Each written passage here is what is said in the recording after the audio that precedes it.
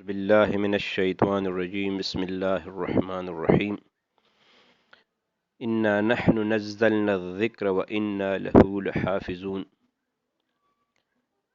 اور ہم ہی نے یہ نصیحت یعنی قرآن نازل کی ہے اور ہم ہی اس کی حفاظت کرنے والے ہیں۔ قرآن سب سے بہترین نصیحت ہے اور قرآن سب سے بہترین ذکر ہے، قرآن سے بہتر ذکر نہیں۔ تو طبرانی میں ایک حدیث ہے، نبی مہربان صلی اللہ علیہ وسلم فرماتے ہیں، جس شخص نے قرآن پڑھا اور پھر یہ خیال کیا کہ کسی شخص کو مجھ سے زیادہ ملا ہے تو اس نے گویا اللہ کی بڑی دی ہوئی چیز کو چھوٹی سمجھا۔ یعنی جس کو اللہ نے قرآن کی نعمت دی ہے اور پھر کسی اور کو اللہ تعالیٰ نے اگر کوئی اور نعمتیں دی ہے اور وہ یہ کہتا ہے کہ فلاں فلاں کے ساتھ تو بڑی بڑی نعمتیں ہیں، تو اس نے اللہ تعالیٰ کی اس دی ہوئی نعمت قرآن کی تحقیر کی، کیونکہ سب سے بڑی نعمت، بہترین نعمت، نعمت عظمیٰ یہ قرآن ہے۔ اور عثمان ابن عفان رضی اللہ عنہ فرماتے ہیں کہ نبی مہربان نے فرمایا، خیرکم من تعلم القرآن وعلمہ، تم میں بہتر وہ ہے، بہترین شخص وہ ہے، انسان وہ ہے جو قرآن کو تو یا سیکھے یا سکھلائے۔ تو قرآن سیکھنے والا بھی بہترین انسان اور قرآن سکھلانے والا بھی بہترین انسان۔ اب ایک ہی درجے میں ہمیں ہونا چاہیے، یا تو قرآن کے سیکھنے والے بن جائیں یا کو قرآن کو سکھلانے والے بن جائیں، تو تب ہم بہترین انسان ہو سکتے ہیں۔ اور ایک اور روایت میں ہے کہ خیرکم و افضلکم، تم میں بہترین اور افضل انسان وہ ہے جو قرآن کو سیکھے اور سکھلائے۔ اور ایک روایت میں ہے کہ میری امت کی افضل ترین عبادت قرآن کی تلاوت ہے۔ اور ایک ترمذی شریف میں ابو سعید خدری رضی اللہ عنہ سے روایت ہے، جو شخص قرآن کی تلاوت کی وجہ سے میرا ذکر نہیں کر پاتا یا مجھ سے مانگ نہیں پاتا،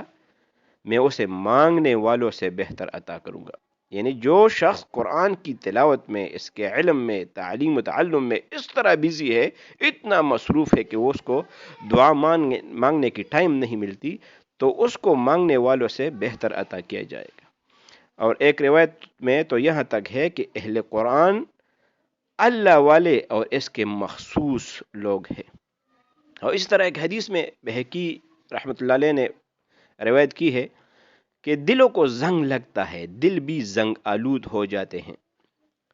جس طرح کہ لوہے کو زنگ لگتا ہے۔ اور پھر فرمایا گیا، آپ صلی اللہ علیہ وسلم سے پوچھا گیا کہ اس زنگ کا علاج کیا ہے، تو آپ صلی اللہ علیہ وسلم نے فرمایا، قرآن کی تلاوت اور موت کی یاد۔ عبداللہ ابن مسعود رضی اللہ عنہ فرماتے ہیں، جب تم اس علم حاصل کرنا چاہو تو قرآن سے ابتدا کرو، اس لیے کہ قرآن میں اولین و آخرین کا علم ہے۔ اور یہ بھی فرمایا کہ قرآن پاک کی تلاوت کیا کرو، تمہیں اس کے ہر حرف پر 10 نیکیاں ملے گی۔ اور میں یہ نہیں کہتا کہ الف لام میم ایک حرف ہے، بلکہ الف ایک حرف ہے، لام ایک حرف ہے اور میم ایک حرف ہے۔ اور ایک مرتبہ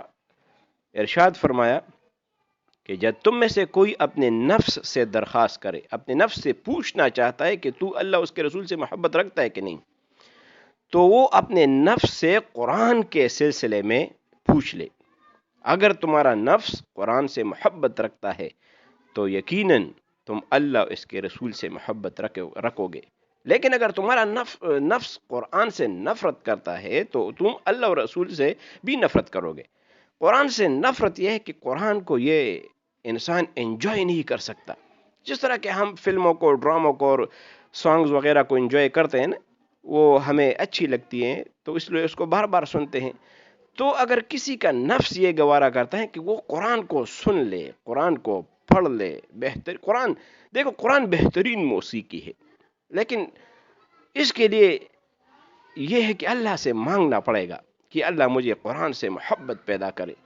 تو جس کا نفس قرآن سے محبت رکھتا ہے، جس کا نفس قرآن کو پڑھنا چاہتا ہے، جس کا نفس قرآن کو سننا چاہتا ہے، تو یقیناً وہ اللہ اس کے رسول سے محبت کرے گا۔ ابو ہریرہ رضی اللہ عنہ فرماتے ہیں